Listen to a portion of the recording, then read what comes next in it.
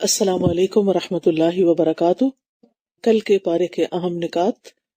اللہ کے تقوی کے ساتھ اچھا اخلاق بھی جنت میں داخلے کے لیے ضروری ہے۔ جی، جو دو صفات انسان کو جنت میں لے جانے والی ہیں ان میں سے ایک اللہ کا تقوی، یعنی اللہ سے ڈرتے ہوئے اللہ کے ساتھ تعلق، اور پھر دوسری طرف لوگوں کے ساتھ اچھا اخلاق۔ اللہ کی رسی قرآن ہے، اسے اللہ کی پکڑے رسی رکھنا قرآن ہے، اس کو پکڑے رکھنا ہے۔ اگر اس کو چھوڑ دیا تو پھر کامیاب نہیں ہو سکتے۔ صحبت صالح کے لیے دعائیں بھی کرنی ہیں اور ساتھ کوشش بھی کرنی ہے۔ گڈ۔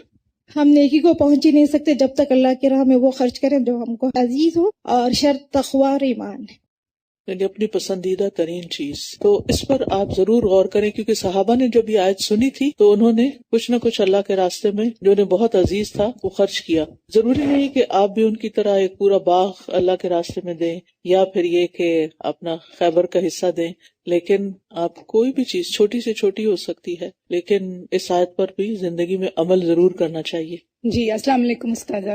بہترین امی بننے کے لیے امر بالمعروف اور نہی عن المنکر کا ہونا ضروری ہے۔ گڈ۔ امر بالمعروف کا مطلب ہے کہ جو نیکی اور خیر اور بھلائی کے کام ہیں ان کی دوسروں کی طرف رہنمائی، اور بہترین امت وہ ہے نا جو لوگوں کو نیکی کی طرف بلاتی ہے۔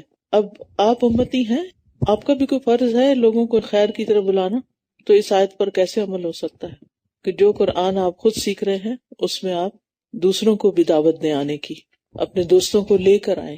یعنی بعض اوقات ہم صرف کہہ دیتے ہیں یا فلائر پوسٹ کر دیتے ہیں تو اتنا کافی نہیں ہوتا، یہ بھی دیکھنا چاہیے کہ دوسرے لوگ کیوں نہیں آ سکتے، ان کی مشکل آسان کریں۔ صلح رحمی اس سے ہے جو رشتہ کاٹے۔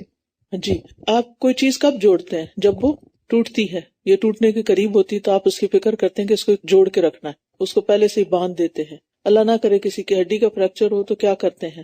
جوڑتے ہیں، ٹھیک ہے نا۔ اسی طرح کوئی رسی کٹ جائے تو اس کو گرہ لگاتے ہیں۔ تو صلہ رحمی بھی صرف یہ نہیں ہوتی کہ جو آپ سے اچھا کر رہا ہے، جو آپ سے آلریڈی جڑا ہوا ہے، آپ اس سے جڑے ہوئے ہیں، وہ بھی ٹھیک ہے، لیکن صلہ رحمی اصل میں یہ ہوتی ہے کہ جو آپ سے رشتہ توڑ لے، جو آپ سے ناراض ہو جائے، جو آپ سے بات نہ کرے، تو آپ خود اس سے جا کے ملیں، جڑیں، اس کی غلط فہمی، اس کی شکایت دور کریں، ٹھیک ہے۔ اللہ نہیں چاہتا کہ اہل جہاں پہ ظلم ہو۔ اللہ ہرگز نہیں چاہتا کہ دنیا والوں پر ظلم کرے۔ صحبت صالح کے لیے دعا کرنی چاہیے۔ ٹھیک ہے۔ مشکل میں، پریشانی میں تقوی اور صبر اور نماز سے کام لینا چاہیے۔ کل کے پارے میں تو بہت دفعہ صبر کی بات آئی تھی، جزاک اللہ خیر۔